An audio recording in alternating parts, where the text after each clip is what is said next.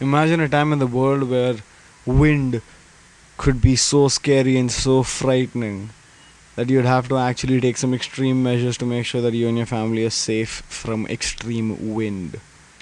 Now, more often than not, a lot of us can't relate to this issue, but it's been something that's been prevalent throughout history and is something that people till date suffer from. A very real natural phenomena are tornadoes. Now, a tornado is the absolute worst thing that can happen to you, and the worst part is that tornadoes can happen anywhere. Yes, there are certain areas that are absolutely more prone to tornadoes, like the Tornado Valley and such, but the point of the matter is that they can occur anywhere, and that is facts. Imagine a time wherein you have to be scared for your life because the winds that are running are more than 400 kilometers. They can blow away practically anything. And imagine this at a time when nothing was modern day. And you're talking about the year 779.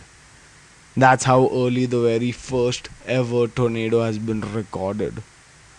And I'm sure that they were existent before that as well.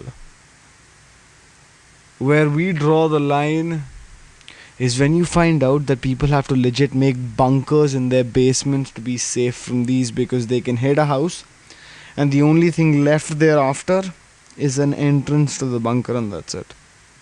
Everything else has been completely blown away. And the worst thing is, like the most extreme thing is, these things can come down in clusters. But I'm now gonna jump ahead and just start talking about that. The first thing that I want to talk about is that the most extreme tornado that was ever witnessed. The most extreme tornado that was ever recorded was in the tri-state area of Missouri, Illinois, and Indiana on March the 18th of 1925. And this tri-state tornado was a class F5. For those of you that don't know, tornadoes are classified on a scale that's called the Fujita scale, and therefore it goes from F1, 2, 3, 4, and 5. Now, even though tornadoes were not ranked on any scale back in the day when this tornado hit, it still holds the record for the longest path that was ever traveled by a tornado. That's around 352 kilometers or 219 miles, whichever way you want to look at it.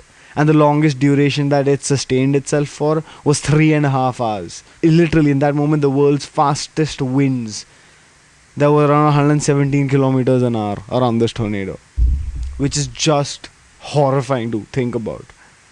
If out here we witness 80 kilometer an hour winds or 60 kilometer an hour winds, we freak out because windows start rattling and all of that. Now imagine something that's above 100 kilometers. It's just, and this isn't even the worst thing that ever hit. Alright, now let's switch to the deadliest one, the one that did the worst damage, and that was closer to India.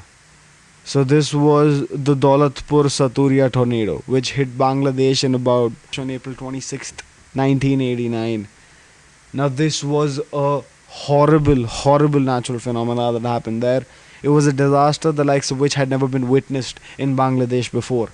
And how horrible it got was just a witness to the fact that people were ill prepared and unaware of what was to come and the scale of what was coming. It ended with 1,300 people dead. So in totality, Bangladesh has been hit by 19 tornadoes till date, which has killed more than 100 people. That's almost half of the rest of the world in terms of death, because people are advised already, people are preemptively warned, but the people of Bangladesh weren't, and that resulted in loss of life at the scale in which we can't even contemplate. Now for 37 years, the most extensive tornado outbreak on record in almost every category throughout the category spectrum was in 1974. It was also called like the super outbreak because it was something that people couldn't fathom. It was something that people were never aware of, that this was something that could happen. Imagine one volcano erupts and then you see 17 volcanoes erupting right next to it. That's how bad it got at that point in time in terms of reference points. So what happened was a large area of the central United States specifically southern Ontario in Canada. So that region, if you're going to see layover of two countries. On April 3rd and April 4th in 1974, featured about 148 tornadoes in the span of 18 hours, so less than one entire working day. 148 tornadoes touched down. And it is an unprecedented number because this is something that no one had ever experienced or even thought of or even contemplated of happening. So even if you were in a shelter, you were experiencing 148 tornadoes. That is horrible to even imagine. Now, out of these 148 tornadoes that touched down, 7 were F5s and 23 were F4s. It goes F1, 2, 3, 4, and 5. We're talking about 7 F5s and 23 F4s. This was a time of nightmares, if you would say.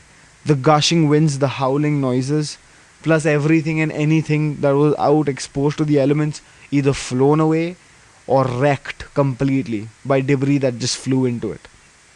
It's just horrible to even think about the people that were affected and the people that got caught in the middle of it. More than 300 people lost their lives during this specific outbreak. Now, this record was later completely shattered because in 2011, another super outbreak happened, which counted up to 360 tornadoes and 324 tornadic related fatalities. But if you go to look at tornadoes that spawned in the shortest amount of time, we're looking at a number closer to 104 tornadoes in over 5 hours and 26 minutes. So you could say 6 hours for 104 tornadoes in one specific region. Could you imagine living in that region? When you open your windows and you look outside, oh, it's getting a little gloomy. Did you ever think that that gloomy would turn into 104 tornadoes on top of your head? And God forbid you did not have a basement to take cover in. What would you do? Where would you go? The houses that are built over there are constructed almost annually because they get wiped out clean no matter what they try. And this is way back in the day. At least in 2011 they had the capability of at least some amount of reinforcement. But that doesn't do anything. The United States uses a lot of drywall in their construction. Debris from tornadoes that are this intense wipes all of that clean. That's why they need a basement to go take cover in. Under the ground, completely sealed shut.